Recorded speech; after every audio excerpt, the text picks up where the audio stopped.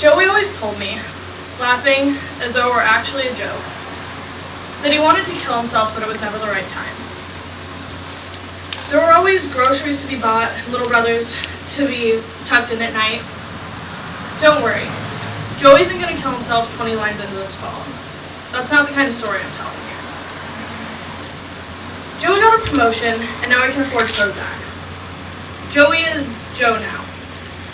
Joe is a cold engine in which none of the parts complain. Joe is a brick someone made out of fossils. If you remove money from the equation, Joey would have been painting elk on cave walls. People would have fed him and kept him away from high places because, goddamn, look at those elk. I think that the genes for being an artist and mentally ill aren't just related, they're the same gene, but try telling that to a bill collector. We were 17, and I drove us all to punk shows in a station wagon older than any of us.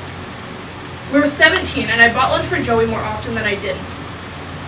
We were 17, and the one time Joey tried to talk to me about being depressed when someone else was around, I told him to shut the hell up and asked if he needed to change his tampon.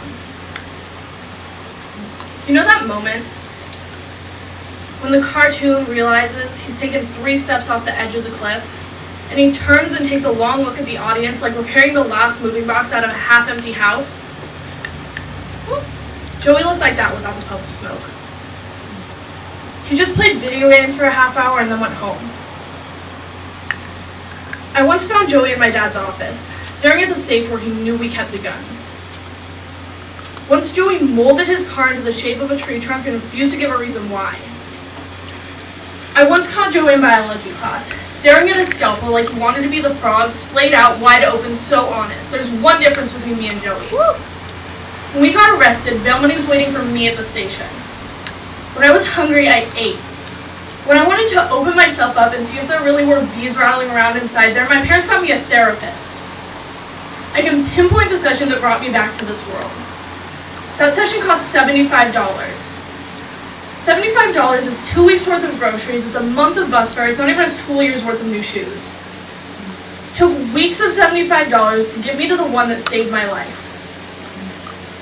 I wonder how many kids like Joey wanted to die and were actually unlucky enough to pull it off. How many kids had people that cared about them but also had to pay rent? I'm so lucky right now that I'm not describing Joey's funeral.